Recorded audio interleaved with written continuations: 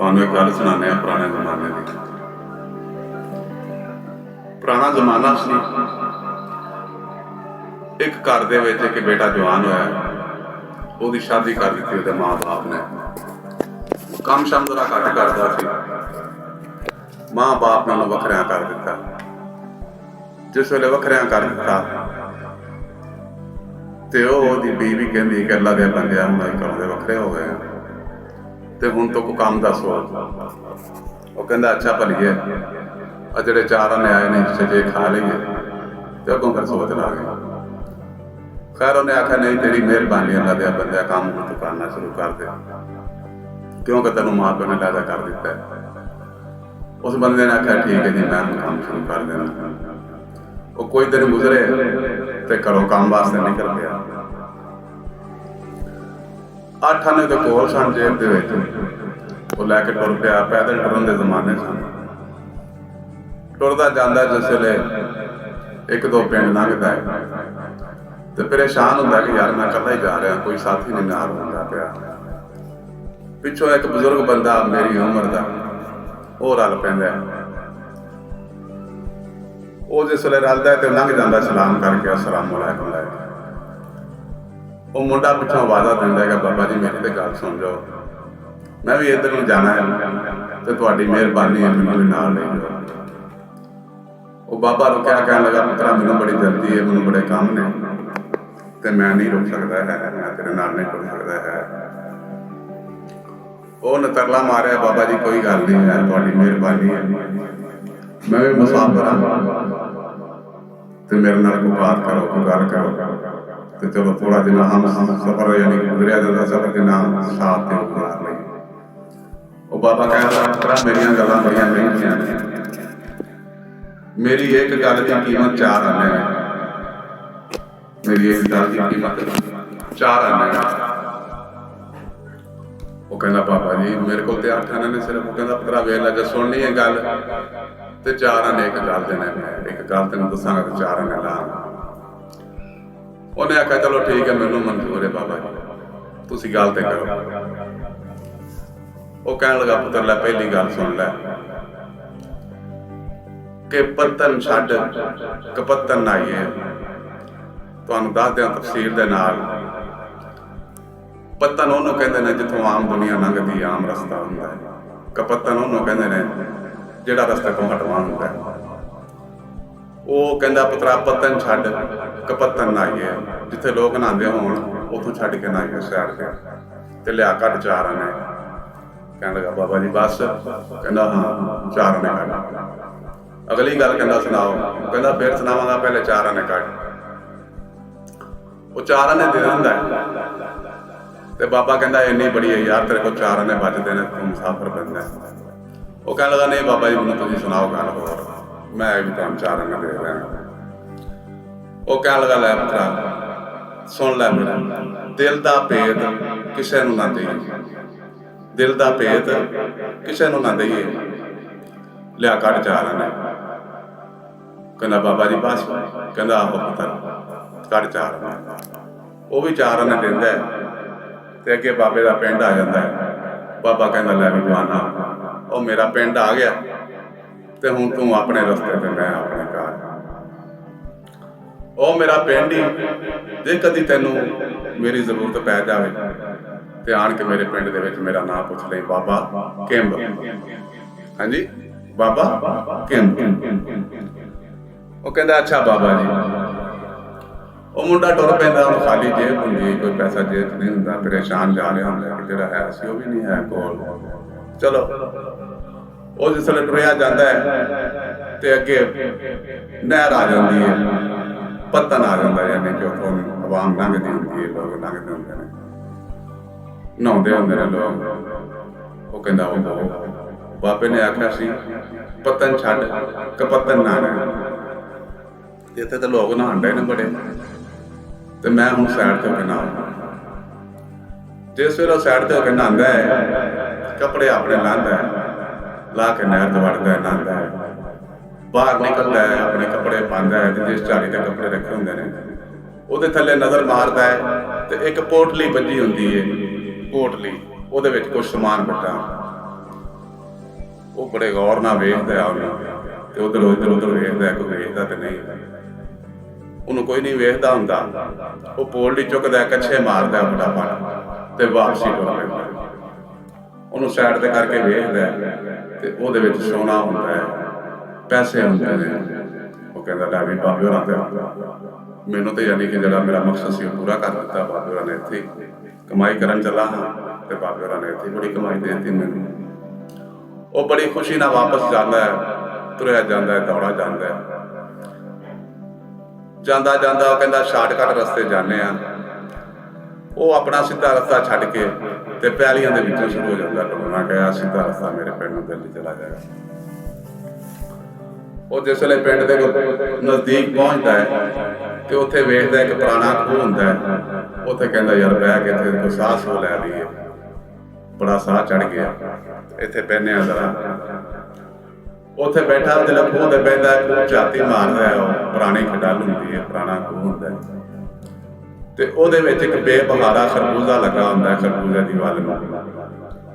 ਉਹ ਪਹਿਲੇ ਉਹਦਾ ਦਿਲ ਕਰਦਾ ਹੈ ਕਿ ਮੈਂ ਇਹਨੂੰ ਕੱਢ ਕੇ ਤੋੜ ਕੇ ਖਾ ਲਵਾਂ, ਲੇਕਿਨ ਫਿਰ ਸੋਚਦਾ ਹੈ ਕਿ ਨਹੀਂ ਯਾਰ, ਚੱਲ ਕੇ ਨਾ ਯਾਰ ਨਾਲ ਸ਼ਰਤ ਲਾਵਾਂਗੇ ਕਿ ਯਾਰ ਅੱਜ ਕੱਲ੍ਹ ਖਰਬੂਜ਼ਾ ਹੁੰਦਾ ਹੈ, ਤੇ ਉਹਨੇ ਕਹਿਣਾ ਨਹੀਂ ਹੁੰਦਾ, ਮੇਰੀ ਉਹਦੀ ਸ਼ਰਤ ਲੱਗ ਜਾਣੀ ਹੈ। ਉਹ ਉੱਥੇ ਹੀ ਖਰਬੂਜ਼ੇ ਨੂੰ ਛੱਡ ਕੇ ਟੁਰ ਪੈਂਦਾ। ਘਰ ਜਿਸ ਵੇਲੇ ਪਹੁੰਚਦਾ ਉਹ 3-4 ਦਿਨਾਂ ਬਾਅਦ, ਤੇ ਉਹਦੀ ਬੀਵੀ ਪੁੱਛਦੀ ਹੈ ਕਿ ਹਾਂ ਲਿਆ ਬੰਦੇ ਆ ਗਏ। ਉਹ ਕਹਿੰਦਾ ਉਹ ਕਹਿੰਦੀ ਕੰਮ ਕਰ ਆਇਆ। ਉਹ ਕਹਿੰਦਾ ਆਹੋ ਅੰਦਰ ਆ ਜਾ ਤੇ ਆ ਤੈਨੂੰ ਮੈਂ ਵਿਖਾਵਾਂ ਮੈਂ ਕੀ ਲੈ ਕੇ ਆਇਆ। ਉਹ ਜਿਸ ਵੇਲੇ ਅੰਦਰ ਜਾਂਦੀ ਹੈ ਤੇ ਉਹ ਅੱਗੇ ਰੱਖਦਾ ਉਹ ਪੋਲਡੀ, ਉਹਦੇ ਵਿੱਚ ਬੜੇ ਜ਼ੇਵਰ ਹੁੰਦੇ ਨੇ, ਬੜੇ ਪੈਸੇ ਹੁੰਦੇ ਨੇ। ਉਹ ਕਹਿੰਦੀ ਅੱਲਾ ਦੇ ਬੰਦਿਆ ਕੀ ਚੋਰੀ ਕਰ ਲਿਆ, ਡਾਕਾ ਮਾਰ ਲਿਆ, ਕੀ ਹੋ ਗਿਆ? ਉਹ ਕਹਿਣ ਲੱਗਾ ਨਹੀਂ, ਇਹ ਇੱਕ ਬਜ਼ੁਰਗ ਸਿਆਣਾ ਬੰਦਾ ਮੈਨੂੰ ਮਿਲਿਆ ਸੀ ਰਸਤੇ ਵਿੱਚ, ਉਹਨੇ ਮੈਨੂੰ ਇੱਕ ਸਬਕ ਦਿੱਤਾ ਸੀ, ਉਹ ਮੈਂ ਸਬਕ ਜਿਹੜਾ ਉਹਦੇ ਤੇ ਅਮਲ ਕੀਤਾ ਤੇ ਮੈਨੂੰ ਇਹਦਾ ਜਿਹੜਾ ਮਿਲ ਗਿਆ ਤੇ ਅੱਲਾ ਦੀ ਤਰਫੋਂ ਮਿਲ ਗਿਆ ਸਾਨੂੰ। ਉਹ ਕਹਿਣ ਲੱਗੀ ਚਲੋ ਬੜੀ ਖੁਸ਼ੀ ਦੀ ਗੱਲ ਹੈ, ਬੜੀ ਖੁਸ਼ ਹੋਈ, ਬੜੀ ਰਾਜ਼ੀ ਹੋਈ। ਉਧਰੋਂ ਕਹਿਣ ਲੱਗਾ ਸੁਣਾ ਮੇਰੇ ਦੋਸਤ ਦਾ, ਤੂੰ ਸੁਣਾ ਭਰੀਏ ਆਇਆ ਕਦੀ ਕਿ ਨਹੀਂ ਮੇਰੇ ਪੱਗ? ਉਹ ਕਹਿੰਦੀ ਨਹੀਂ ਜਿੱਦਣ ਦੇ ਤੁਸੀਂ ਗਏ ਉਦੋਂ ਦਾ ਨਹੀਂ ਹੋਏ, ਇੱਥੇ ਵੜਿਆ ਨਹੀਂ ਹੋ। ਕਹਿੰਦਾ ਅੱਛਾ ਲੈ ਫਿਰ ਮੈਂ ਨਾ ਉਹਨੂੰ ਬੁਲਾ ਲਿਆ, ਤੂੰ ਰੋਟੀ ਛੋਟੀ ਪਕਾ। ਉਹ ਆਪਣੇ ਦੋਸਤਾਂ 'ਚ ਜਾਂਦਾ, ਜਾ ਕੇ ਉਹਨੂੰ ਕਹਿੰਦਾ ਆ ਜਾ ਵੀ ਸਜਣਾ ਬਈਏ। ਉਹ ਕਹਿੰਦਾ ਸੁਣਾ ਕੰਮ ਤੇ ਗਿਆ ਸੀ, ਕੀ ਕਰਕੇ ਆਇਆ? ਕਹਿਣ ਲੱਗਾ ਕੰਮ ਸ਼ਾਮ ਮੈਂ ਕਰ ਆਇਆ, ਤੇ ਆ ਜਾ ਤੂੰ ਬਹਿਨੇ ਆ ਜ਼ਰਾ ਗੱਪ ਸ਼ੱਪ ਕਰਨੇ ਆ। ਉਹ ਘਰ ਲਿਆ ਆਣ ਕੇ ਬਹਿ ਜਾਂਦੇ ਨੇ, ਬਹਿ ਕੇ ਗੱਪ ਸ਼ੱਪ ਕਰਦੇ ਨੇ। ਤੇ ਉਹ ਕਹਿੰਦਾ ਹਾਂ ਸੁਣਾ ਸਜਣਾ, ਖਰਬੂਜ਼ਾ ਵੀ ਅੱਜ ਕੱਲ੍ਹ ਹੁੰਦਾ ਹੈ? ਉਹ ਕਹਿੰਦਾ ਜਾਣਦੇ ਯਾਰ ਖਰਬੂਜ਼ਾ ਅੱਜ ਕੱਲ੍ਹ ਕਿੱਥੋਂ ਆਇਆ, ਯਾਨੀ ਕਿ ਬਹਾਰ ਹੀ ਨਹੀਂ ਆਇਆ ਖਰਬੂਜ਼ੇ ਨੂੰ। ਕਹਿੰਦਾ ਖਰਬੂਜ਼ਾ। ਉਹ ਕਹਿੰਦਾ ਜੇ ਮੈਂ ਤੈਨੂੰ ਖਰਬੂਜ਼ਾ ਖਵਾ ਦਿਆਂ ਤੇ? ਉਹ ਕਹਿਣ ਲੱਗਾ ਜੇ ਤੂੰ ਖਵਾ ਦੇ ਤਾਂ ਤੈਨੂੰ ਮੈਂ 500 ਰੁਪਇਆ ਦਿਆਂਗਾ, ਤੇਰੀ ਮੇਰੀ ਸ਼ਰਤ ਲੱਗ ਗਈ। ਤੇ ਉਹਨੇ ਆਖਿਆ ਜੇ ਤੂੰ ਨਾ ਖਵਾਵੇਂ ਤੇ? ਉਹਨੇ ਕਿਹਾ ਤੂੰ ਦੱਸ ਕੀ ਕਹਿਣਾ? ਉਹ ਕਹਿੰਦਾ ਜੇ ਤੂੰ ਨਾ ਖਵਾਵੇਂ ਤੇ ਮੈਂ ਤੇਰੇ ਘਰ ਦੀ ਜਿਹੜੀ ਚੀਜ਼ ਨੂੰ ਹੱਥ ਪਾ ਲਾਂ ਉਹ ਮੇਰੀ। ਉਹ ਕਹਿਣ ਲੱਗਾ ਚੱਲ ਠੀਕ ਹੈ। ਲਓ ਜੀ ਉਹਨਾਂ ਦੀ ਸ਼ਰਤ ਤੈਅ ਹੋਈ ਹੈ, ਖਾਣਾ ਛਾਣਾ ਖਾ ਲਿਆ ਉਹਨੇ। ਤੇ ਉਹ ਦੋਸਤ ਕਹਿੰਦਾ ਅੱਛਾ ਸੱਜਣਾ ਹੁਣ ਰਾਤ ਦੇ 10-11 ਵੱਜ ਗਏ ਨੇ ਤੇ ਹੁਣ ਚੱਲੀਏ ਆਪਣੇ ਘਰ ਨੂੰ, ਚੱਲ ਕੇ ਮੈਂ ਵੀ ਸਮਾਂ ਸੁਬਾ ਕੇ ਜਾਣਾ ਮੈਂ ਆਪਣੀਆਂ ਪੈਲੀਆਂ 'ਚ, ਤੇ ਤੂੰ ਵੀ ਆਇਆ ਥੱਕਾ ਆਰਾਮ ਸਲਾਮ ਕਰ। ਉਹ ਕਹਿਣ ਲੱਗਾ ਚਲੋ ਠੀਕ ਹੈ ਯਾਰ। ਉਹ ਜਿਸ ਵੇਲੇ ਦੋਸਤ ਜਾਂਦਾ ਤੇ ਉਹ ਬੀਵੀ ਨੂੰ ਕਹਿੰਦਾ ਜਾ ਤੂੰ ਦਰਵਾਜ਼ਾ ਮਾਰਿਆ। ਉਹ ਜਿਸ ਵੇਲੇ ਦਰਵਾਜ਼ਾ ਮਾਰਨ ਜਾਂਦੀ ਹੈ ਤੇ ਉਹ ਉਹਨੂੰ ਕਹਿੰਦਾ ਦੋਸਤ ਉਹਦੀ ਬੀਵੀ ਨੂੰ ਕਰ ਮਾਰੀਏ। ਕੀ ਕਹਿੰਦਾ ਤੇਰਾ ਬੰਦਾ? ਸ਼ਰਤ ਲਾਂਦਾ ਪਿਆ ਖਰਬੂਜ਼ੇ ਦੀ। ਕਹਿੰਦੀ ਆਹੋ। ਤੇ ਕਹਿੰਦਾ ਜੇ ਨਾ ਖਵਾ ਸਕਿਆ ਤੇ ਮੈਂ ਤੈਨੂੰ ਖਾਣਾ, ਜੇ ਉਹ ਖਰਬੂਜ਼ਾ ਨਾ ਖਵਾ ਸਕਿਆ ਤੇ ਮੈਂ ਤੈਨੂੰ ਖਾਣਾ। ਤੇ ਉਹਨੇ ਖਵਾ, ਜੇ ਉਹਨੇ ਖਰਬੂਜ਼ਾ ਖਵਾਤਾ ਤਾਂ ਮੈਨੂੰ 500 ਰੁਪਏ ਪੈਣਾ। ਉਹ ਕਹਿਣ ਲੱਗੀ ਕੋਈ ਗੱਲ ਨਹੀਂ, ਅੱਲਾ ਦੇ ਬੰਦਿਆ। ਉਹਦੇ ਨਾਲ ਮਰਾਸਮ ਉਹਦੇ ਖਰਾਬ ਹੋ ਗਏ ਸਨ। ਉਹ ਕਹਿਣ ਲੱਗੀ ਕੋਈ ਮਸਲਾ ਨਹੀਂ ਹੈ, ਤੂੰ ਨਾ 12 ਵਜੇ ਆਣ ਕੇ ਦਰਵਾਜ਼ੇ ਅੱਗੇ ਖਲੋਈ ਤੇ ਮੈਂ ਸਾਰਾ ਕੁਝ ਪਹੁੰਚਾ ਕੇ ਆਪਣੇ ਬੰਦੇ ਨੂੰ ਤੈਨੂੰ ਦੱਸ ਦਿਆਂਗਾ।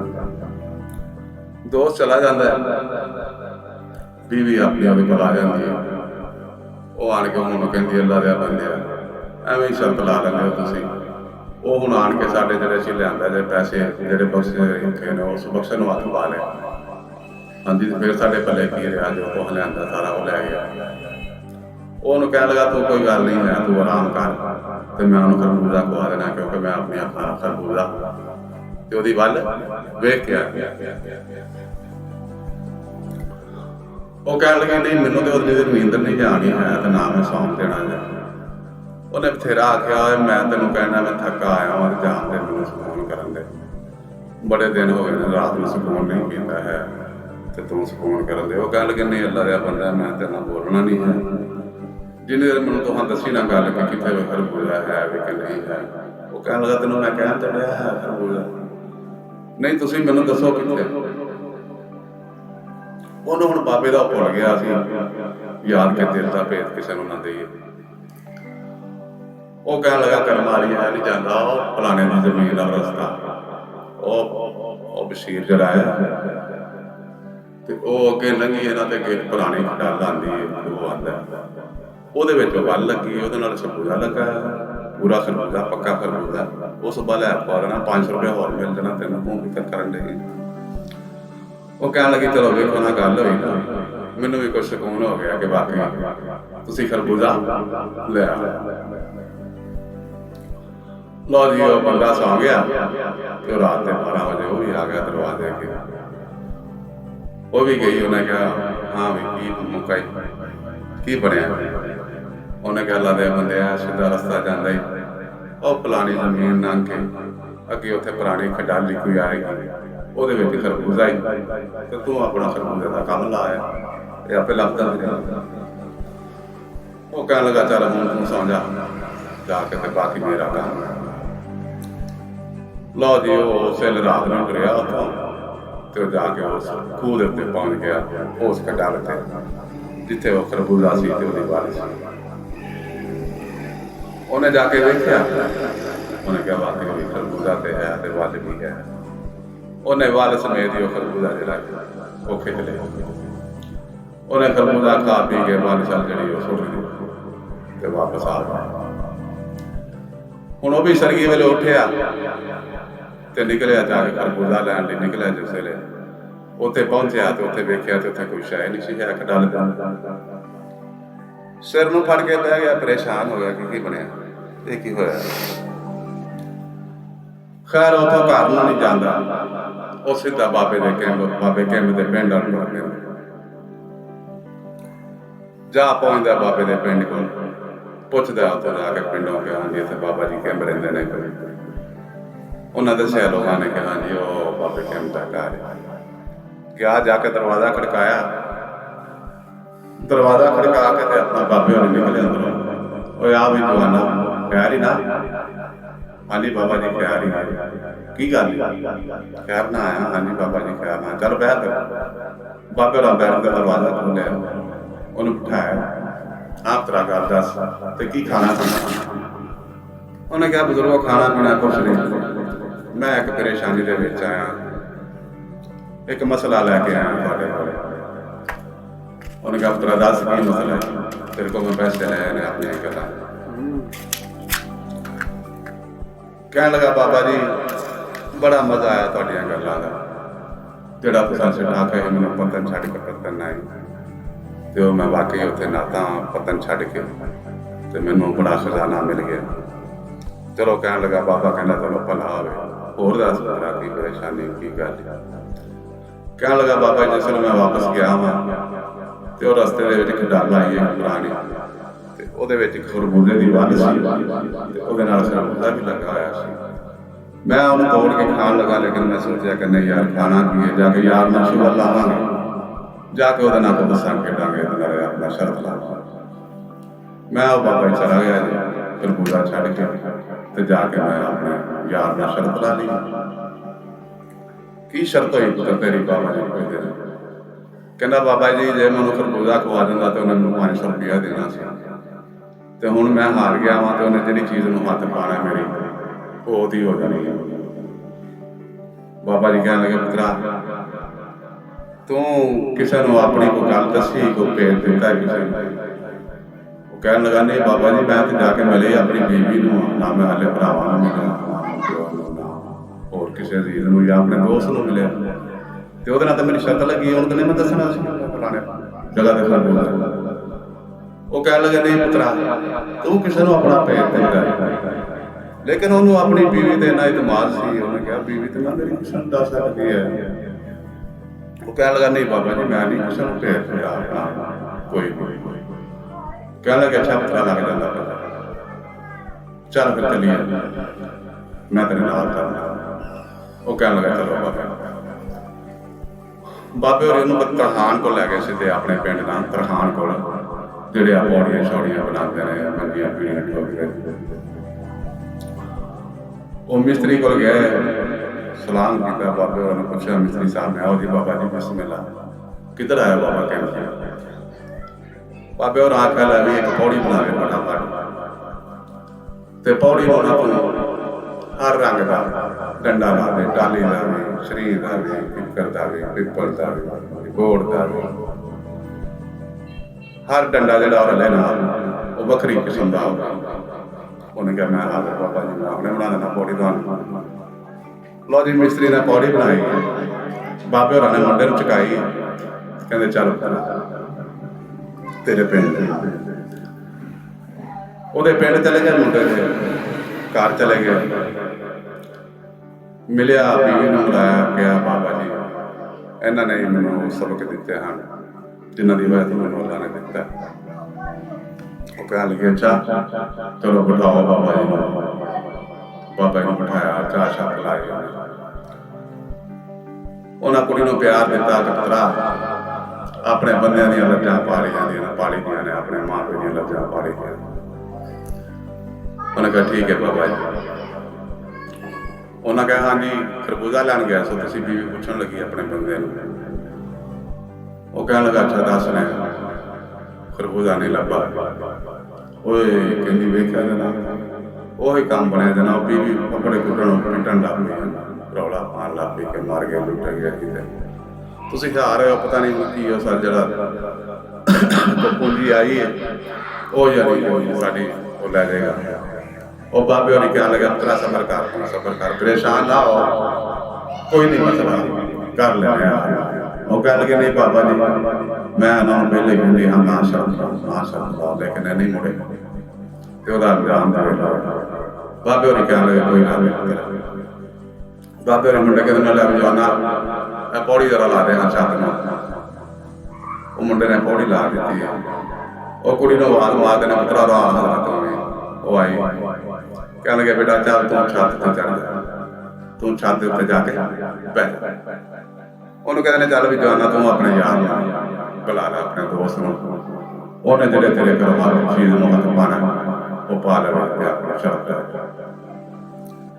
ਲੋ ਜੀ ਉਹ ਗਿਆ, ਉਹਨੇ ਕਿਹਾ ਆ ਜਾ ਵੀ ਜਵਾਨਾ ਮੈਂ ਖਰਬੂਜ਼ਾ ਨਹੀਂ ਲਿਆ ਸਕਿਆ ਤੇ ਤੂੰ ਸ਼ਰਤ ਜਿੱਤ ਗਿਆ ਤੇ ਆ ਜਾ ਤੂੰ ਜਿਹੜੀ ਚੀਜ਼ ਨੂੰ ਹੱਥ ਪਾਣਾ ਉਹ ਪਾ। ਲੋ ਜੀ ਉਹ ਆਇਆ, ਬੜੀਆਂ ਖੁਸ਼ੀਆਂ ਦੇ ਨਾਲ ਗਿਆ ਤੇ ਆਪਣਾ ਕਿਆ ਬਾਤ ਹੈ ਅੱਜ ਉਹ ਸਾਡੀ ਹੋ ਗਈ ਜਿਹਦੇ ਵਾਸਤੇ ਇਹਨਾਂ ਨੇ ਕੀਤਾ। ਮੈਂ ਲੋ ਜੀ ਘਰ ਗਿਆ ਹੈ, ਜਾ ਕੇ ਵੇਖਦਾ, ਅੰਦਰ ਵੇਖਦਾ, ਵਿਹੜੇ 'ਚ ਵੇਖਦਾ, ਸੱਜੇ ਵੇਖਦਾ, ਖੱਬੇ ਵੇਖਦਾ, ਉਹ ਨਜ਼ਰ ਨਹੀਂ ਆਉਂਦੀ ਉਹਨੂੰ ਕਿਉਂਕਿ ਉਹਦੀ ਬਾਂਹ ਬਣਨੀ ਹੁੰਦੀ। ਉਹ ਉੱਤੇ ਤਰਲੇ ਲੈਂਦੀ ਹੁੰਦੀ ਹੈ, ਇੱਧਰ ਕਦੀ ਫਿਰਦੀ ਕਦੀ ਇੱਧਰ ਨੂੰ ਤਾਂ ਨੂੰ ਵੇਖੇ। ਖੈਰ ਅਖੀਰ ਉਹਦੀ ਨਜ਼ਰ ਪੈ ਜਾਂਦੀ ਹੈ ਉੱਤੇ ਛੱਤ ਤੇ। ਉਹ ਵੀ ਕਹਿੰਦੀ ਕਿ ਆ ਜਾ ਉੱਤੇ। ਲਓ ਜੀ ਉਹ ਮੁੰਡਾ ਜਿਹੜਾ ਹੈ ਨਾ ਪੌੜੀ ਚੜ੍ਹਨਾ ਸ਼ੁਰੂ ਕਰਦਾ, ਇੱਕ ਡੰਡਾ ਫੜਦਾ, ਦੂਸਰਾ ਫੜਦਾ, ਤੀਸਰਾ ਫੜਦਾ। ਉਧਰੋਂ ਥੱਲੇ ਬਾਬੇ ਹੋਰੀ ਜਿਹੜੇ ਨੇ ਉਹ ਆਪਣਾ ਉਹਨਾਂ ਨੇ ਖੂੰਡ ਬਣਿਆ ਹੁੰਦਾ ਉਹਨਾਂ ਦੇ ਵਿੱਚ ਡਾਂਗ ਕਰਦੇ, ਉਹ ਵੀ ਆਪਣੇ ਹੱਥ ਨੂੰ ਥੁੱਕ ਛੁੱਕ ਲਾ ਕੇ ਤੇ ਕੱਸ ਲੈਂਦੇ ਨੇ ਆਪਣਾ ਉਹ ਡਾਂਗ ਜਿਹੜੀ। ਉਹ ਜਿਹੜੇ ਪੰਜਵੇਂ ਛੇਵੇਂ ਡੰਡੇ ਨੂੰ ਹੱਥ ਪਾਉਂਦਾ ਤੇ ਉਹ ਥੱਲੇ ਮਾਰਦੇ ਨੇ ਜੋੜ ਕੇ ਉਹਦੇ ਗਿੱਟਿਆਂ ਔਰ ਕਹਿੰਦੇ ਨੇ ਥੱਲੇ ਆ ਜਾ। ਤੂੰ ਆਖਿਆ ਜਿਹੜੀ ਚੀਜ਼ ਨੂੰ ਮੈਂ ਪਹਿਲਾਂ ਹੱਥ ਪਾ ਲਾਂ ਉਹ ਮੇਰੀ, ਤੇ ਤੈਨੂੰ ਕਿੰਨੇ ਡੰਡਿਆਂ ਨੂੰ ਹੱਥ ਪਾ ਰਿਹਾ। ਹਾਂਜੀ ਕਿੱਕਰ ਦਾ ਵੀ ਆਇਆ, ਟਾਹਲੀ ਦਾ ਵੀ ਆਇਆ, ਸ਼ਰੀਰ ਦਾ ਵੀ ਆਇਆ, ਤੈਨੂੰ ਪਸੰਦ ਕੋਈ ਆਇਆ।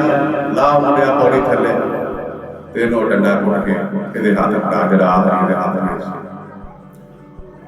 ਉਹਨੂੰ ਕਹਿੰਦੇ ਨੇ ਸੱਜਣਾ ਨਾਲ ਇਹਦਾ ਨਹੀਂ ਕਰੀਦਾ ਪੁੱਤਰਾ, ਸੱਜਣਾ ਦੀਆਂ ਬੀਵੀਆਂ ਜਿਹੜੀਆਂ ਹੁੰਦੀਆਂ ਉਹ ਆਪਣੀਆਂ ਭੈਣਾਂ ਹੁੰਦੀਆਂ ਨੇ, ਭਰਜਾਈਆਂ ਹੁੰਦੀਆਂ ਨੇ, ਮਾਵਾਂ ਦੀ ਜਗ੍ਹਾ ਤੇ ਹੁੰਦੀਆਂ ਨੇ। ਚੱਲ ਕਹਿੰਦੇ ਨਿਕਲ ਜਾਏ ਤੂੰ। ਉਸ ਕੁੜੀ ਨੂੰ ਕਹਿੰਦੇ ਥੱਲੇ ਆ ਜਾ। ਉਹ ਥੱਲੇ ਆਉਂਦੀ ਹੈ, ਉਹਦੇ ਸਿਰ ਤੇ ਪਿਆਰ ਦਿੰਦੇ ਨੇ, ਸ਼ਫਕਤ ਕਰਦੇ ਨੇ ਬਾਬੇ ਕੈਂਪੂਰੀ ਉਹਦੇ ਨਾਲ।